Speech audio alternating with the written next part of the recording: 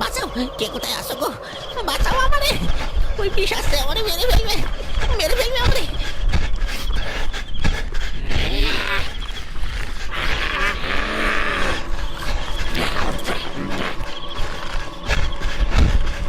প্রাণপণে চিৎকার করতে করতে ছুটে পালাচ্ছে নরহরি আর তার সঙ্গী গোপাল। জঙ্গলের ভেতর ঘাসে ঢাকা কাঁচা পাকা রাস্তা ধরে গ্রামের দিকে ছুটে চলেছে দুজনে। বারবার বাঁচাও বাঁচাও বলে চিৎকার করছে তারা। গাছের ডালপালা গায়ে লেগে তাদের শরীরে কেটে রক্ত বেরোচ্ছে, তবু প্রাণের মায়ায় তারা প্রাণপণে ছুটে চলেছে।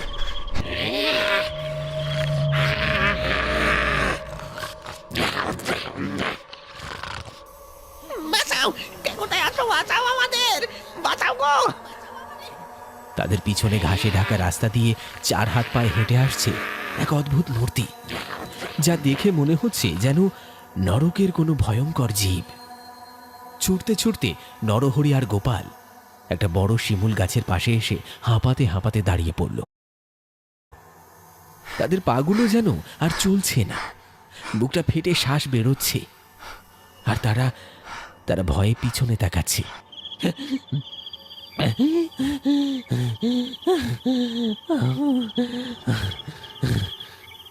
ওই দেখো, ওই দেখো কাকা, ওটা ওটা কি? ও তো কোনো মানুষ নয়। আমাদের আমাদের কি হবে গো কাকা? আমাদের কি হবে? চল চল চল, ওই গাছের আড়ালে চল, আমাদের দেখতে পেলে আর রক্ষে নেই। চুপ করে লুকিয়ে পড়িস, ঈশ্বরের নাম নে, ঈশ্বরের নাম নে। শিমুল গাছের ঘন ছায়ায় আশ্রয় নিলেও তাদের হৃৎপিণ্ডের দ্রুত কম্পন যেন চারপাশের নীরবতাকে ভেদ করে যাচ্ছিল। তারা দম বন্ধ করে বসে আছে, যাতে পিশাচটা যেন তাদের খুঁজে না পায়।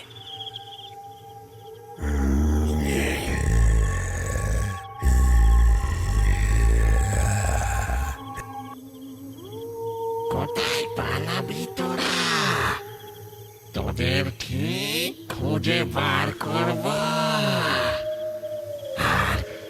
আর তারপর সারা রাত ধরে চিবিয়ে চিবিয়ে খাবো।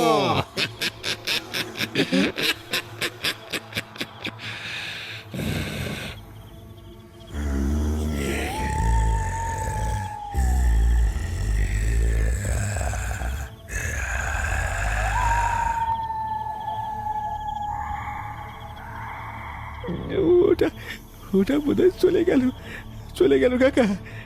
আরে চুপ চুপ, একদম চুপ। শেষ করে ফেলবো। পালিয়ে যাবি কোথায় তুই? শেষ করে ফেলবো।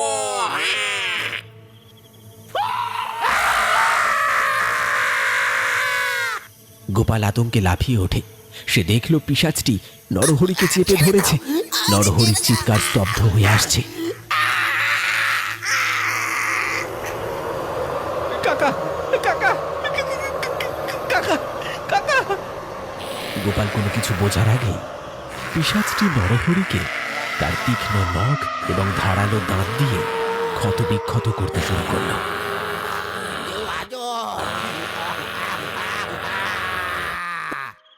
নরহরির দেহ থেকে গল গল করে রক্ত বেরিয়ে আসতে লাগলো, আর সেই ভয়ঙ্কর জীব তার মাংস খুবলে খুবলে খেতে লাগলো। গোপাল উল্টো দিকে দৌড় লাগালো।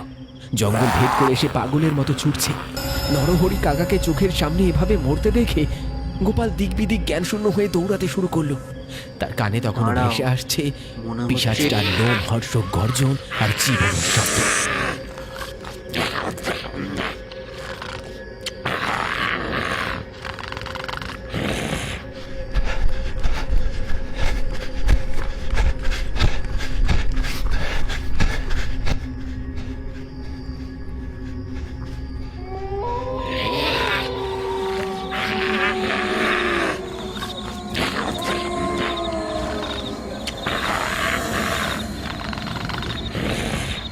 কোথায়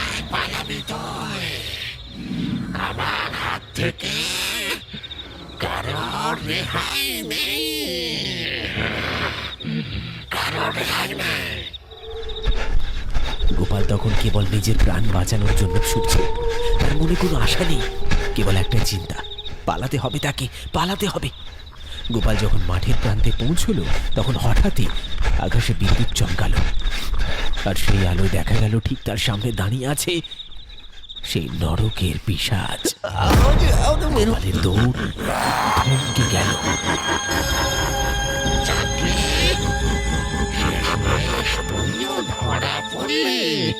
দাঁড়াও, এবার পালাবি কোথায়?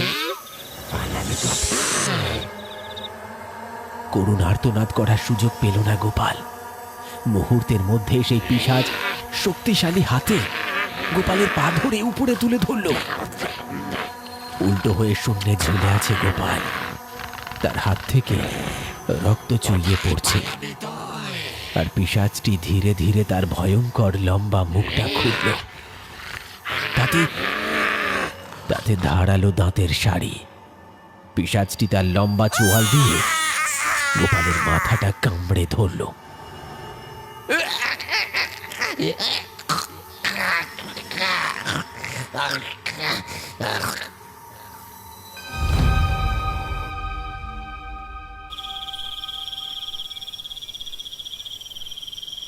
কালীতলা গ্রামের শিব মন্দিরের পাশে প্রতিদিনের মতো সন্ধ্যায় লোকজনের ভিড় জমেছে। গ্রামের কিছু শিক্ষিত অশিক্ষিত খেটে খাওয়া মানুষ কাজের শেষে এখানে এসে বসে। বিশেষ করে গ্রামের 3 বন্ধু, রতন, বিশু আর শশী। ওরাই এই আড্ডার মধ্যমণি। তাদের গ্রামের নাম কালীতলা, আর পাশের গ্রাম হলো চণ্ডীপুর। এই 2 গ্রামের মাঝে রাস্তার ধারেই দাঁড়িয়ে আছে হাড় খেকো জঙ্গল। নাম শুনলেই বোঝা যায় এই জঙ্গল নিয়ে নানান ভয় আর গল্প প্রচলিত আছে। বিপত্তিটা হলো গত কয়েক মাস ধরে জঙ্গল থেকে মাঝে মাঝে মানুষের মৃতদেহ পাওয়া যাচ্ছে। মৃতদেহগুলো এমনভাবে ক্ষতবিক্ষত যে দেখে মনে হয় কোনো বন্য জন্তু আক্রমণ করছে, কিন্তু গ্রামবাসীদের ধারণা এর পেছনে অন্য কোনো রহস্য আছে। এই রহস্য নিয়ে আজও বটতলার আসর উত্তপ্ত। আরে আমি তো আগেই বলে দিয়েছি, এটা কোনো মানুষের কাজ নয়। ওই জঙ্গলে নিশ্চয়ই কোনো ভূত আছে। রতন, যে কিনা গ্রামের হাই স্কুলে ভূগোল পড়ায়, তার কথায় কিছুটা শিক্ষিতের ছাপ থাকলেও ভয়ে গলা কাঁপছিল। তার কথা শুনে গ্রামের সবচেয়ে বয়স্ক লোক জ্যাঠা ভোলানাথ, যিনি সারাদিন গ্রামের মাঠে কাজ করেন, একটু কেসে উঠলেন। তোমরা সব বাজে কথা বলছো, এইসব আমার মোটেই বিশ্বাস হয় না। তবে হ্যাঁ, লাশগুলো যেভাবে ক্ষতবিক্ষত হচ্ছে তাতে মনে হয় হিংস্র কিছু একটা আছে ওই জঙ্গলে। রতন ঠিকই বলেছে জ্যাঠা, যে কটা লাশ পাওয়া গেছে সব কটারই পেটের নাড়ি ভুড়ি যেন ছিঁড়ে বের করে নেওয়া হয়েছে।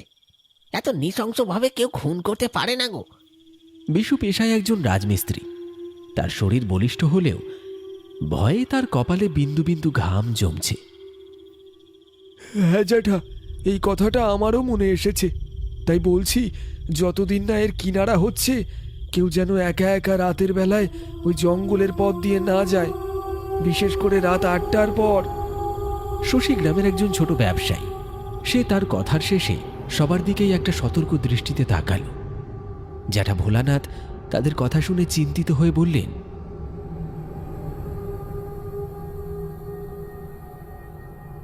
সাবধানে থাকিস সবাই।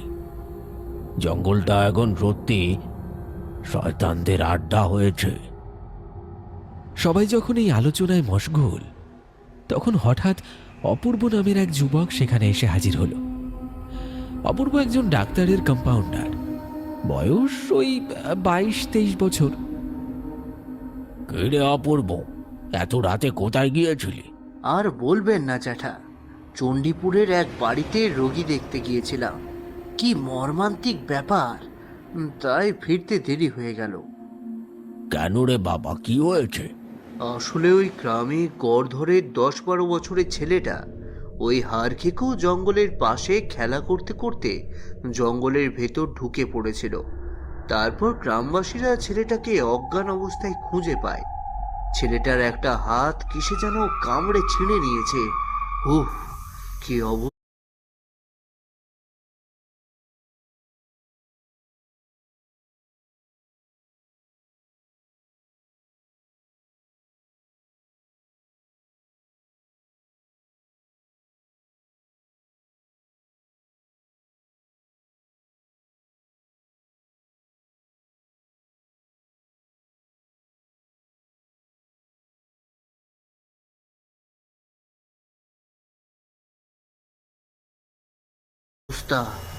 কি বলিস কি রে? কি ভয়ঙ্কর কথা! নিশ্চয়ই ওই হাড় খেকো জঙ্গলে কোনো মাংস খেকো জানোয়ার এসে বাসা বেঁধেছে। জ্যাঠা ভোলানাথের কথা শুনে সবাই যেন আরো গভীর আতঙ্কে ডুবে গেল। একটা বন্য জন্তু হলেও না হয় একটা ব্যাখ্যা দেওয়া যেত, কিন্তু যেভাবে একের পর এক ঘটনা ঘটছে তাতে ভয়ের একটা কালো মেঘ যেন গ্রামের ওপর চেপে বসেছে। দাঁড়াও দাঁড়াও দাঁড়াও দাঁড়াও জ্যাঠা, তোমার মনে আছে কয়েক বছর আগে এই জঙ্গলের পাশে জমিদার বিশ্বনাথ রায়ের ওই বাড়িতে নিখোঁজ হয়েছিল সেই নিরপরাধ রামচরণের পরিবার? সে আর মনে করাস না। সে অভাগা রামচরণ ওই জমিদার বাড়ির জিনিসপত্র পাহারা দিত। রাতারাতি রামচরণ উধাও। হ্যাঁ, আর সেই সময় গুজব রটেছিল যে ওই জমিদার বাড়ির ভেতরে নাকি গুপ্তধন খুঁজতে এসে ওই রামচরণকে খুন করেছিল, আর তার প্রেতাত্মা ঘুরে বেড়াচ্ছে। কিন্তু এই ছেলেটির হাত কামড়ে ছিঁড়ে নেওয়ার ঘটনা তো মানুষ বা প্রেতাত্মার কাজ হতে পারে না। এটা কোনো শক্তিশালী দাঁতওয়ালা প্রাণী ছাড়া কিছুতেই সম্ভব নয়। হয়তো সেই প্রেতাত্মা এখন কোনো জানোয়ারের রূপ নিয়েছে। গ্রামের মানুষদের আতঙ্ক যখন তুঙ্গে, তখন অপূর্ব সিদ্ধান্ত নিল যে কেবল ইতিহাস ঘেঁটে লাভ নেই, প্রত্যক্ষ প্রমাণ দেখবে। কিন্তু একা গেলে যদি কোনো বিপদ হয়, তাই সিদ্ধান্ত হলো অপূর্বর সঙ্গে গ্রামের দুজন সাহসী যুবক ওই জঙ্গলে যাবে পরিস্থিতি পর্যবেক্ষণ করতে। অপূর্ব, তোর সঙ্গে যাবে মনোজ আর ধীরেন। ওরা দুজনেই শিকারী, সাহস আছে। কিন্তু মনে রাখিস, তোরা শুধু দেখবি কোনোভাবে যেন জঙ্গলের গভীরে না যাস। আমি বুঝেছি কাকা, আমরা শুধু দূর থেকে দেখব জিনিসটা ঠিক কি আর কোথায় থাকে। আর হ্যাঁ অপূর্ব, এই যদি দেখিস এটা স্বাভাবিক কোনো জন্তু নয়, তবে এক মুহূর্ত দেরি করিস না, পালিয়ে চলে আসবি, বুঝেছিস?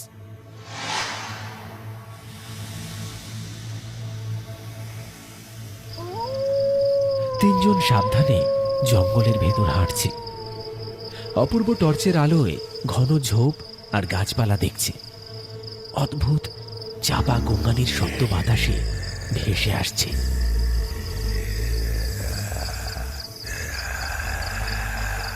দাঁড়াও, মনে হচ্ছে শব্দটা ওদিক থেকে আসছে। তারা প্রায় 1 ঘন্টা এদিক ওদিক খোঁজার পর জঙ্গলের ভিতরে একটা ভাঙা বাড়ির কাছাকাছি পৌঁছল। চারপাশের বাতাস তখন অস্বাভাবিকভাবে ঠান্ডা আর ভারী। বাড়ির দেয়াল দেখা যাচ্ছে। হঠাৎ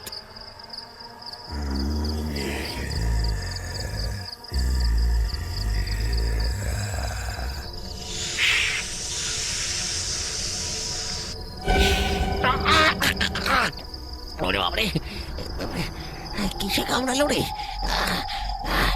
আরে একটা বিষাক্ত সাপ!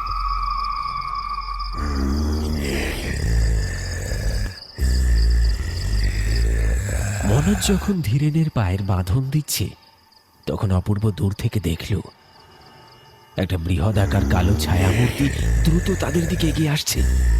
ছায়ামূর্তিটি 4 পায়ে ছুটছে এবং এবং তার চোখ দুটো জ্বলছে। ওটা আসছে, পালাও, পালাও তোমরা, পালাও, ওটা আসছে, পালাও, পালাও তোমরা, পালাও। মনোজ টর্চ ঘুরিয়ে পিশাচটিকে দেখে হতবাক হয়ে যায়।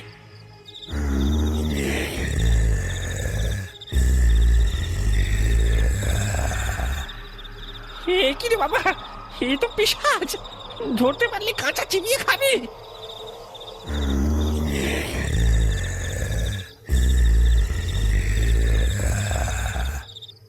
পিশাচটি প্রচণ্ড গতিতে ঝাঁপিয়ে পড়ল মনোজের উপর। মনোজ বল্লম তোলার সুযোগও পেল না।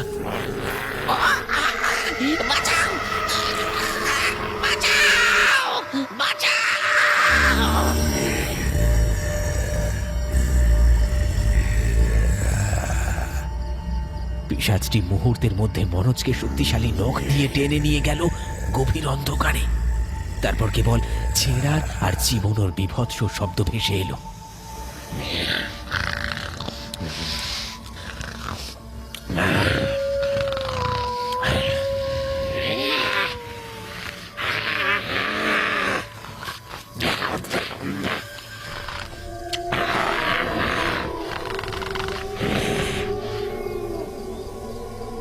ধীরেন তার সাপে কামড়ানো পা নিয়ে উঠে দাঁড়াতে পারল না। আরে না, আমাকে আমাকে মেরো না, আমি আমি কিছু করিনি, আমি কিছু করিনি।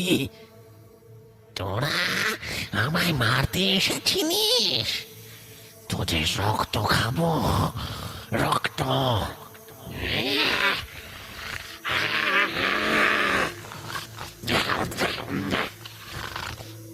পিশাচটি ধীরেনের ওপর ঝাঁপিয়ে পড়ল।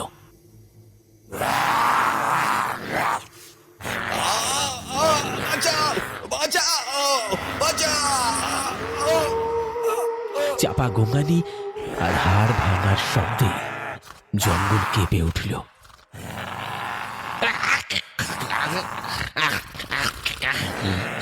কেঁপে উঠল। অপূর্ব গাছের আড়াল থেকে এই নৃশংস দৃশ্য দেখে তার সারা শরীর ভয়ে অবশ, কিন্তু তার চোখে ভয়ঙ্কর রাগ ফুটে উঠল। সে ধীরে ধীরে দাঁড়াও, পিছিয়ে আসতে শুরু করল। অপূর্ব ভাগ্যক্রমে একটি ঘন ঝোপের আড়ালে লুকিয়েছিল। বাকিদের এই ভয়াবহ পরিণতি দেখে তার ভয় ক্রোধে রূপান্তরিত হল। সে নিশ্চিত হল এটা কোনো জানোয়ার নয়, এটা এক অভিশপ্ত পিশাচ।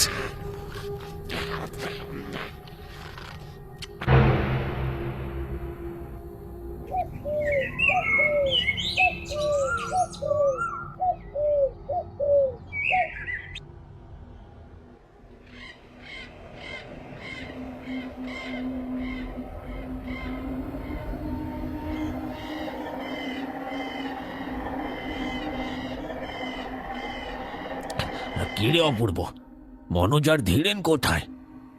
ওদের কি হলো? তারা তারা আর নেই কাকা। সেই পিশাচটা তাদের তাদের খুবলে খেয়েছে। সর্বনাশ! তাহলে কি আমাদের গ্রামের ওপর মৃত্যুর ছায়া নেমে এলো? না, আর নয়, এই রক্তপাত আর নয়। আমি দেখেছি কাকা, এটি শুধু এক নরকের জীব নয়, একটা ভয়ঙ্কর রক্তখেকো পিশাচ। আমি শপথ করছি জ্যাঠা, আমি এই অভিশাপকে শেষ করব। আমি এই হাড় খেকো জঙ্গলের রহস্য ভেদ করবই। হয় আমি থাকবো, নয় সেই পিশাচ থাকবে। কিন্তু অপূর্ব তখনও জানত না যে তার এই প্রতিজ্ঞা তাকে কত গভীর এবং ভয়ঙ্কর সত্যের মুখোমুখি দাঁড় করাবে। সে কি পারবে অভিশাপের উৎস খুঁজে বের করে এই হাড়খেকো জঙ্গলের আতঙ্ক চিরতরে দূর করতে? গ্রামের বাতাস তখন এক নতুন প্রতিশোধের গল্প লেখার প্রস্তুতি নিচ্ছিল।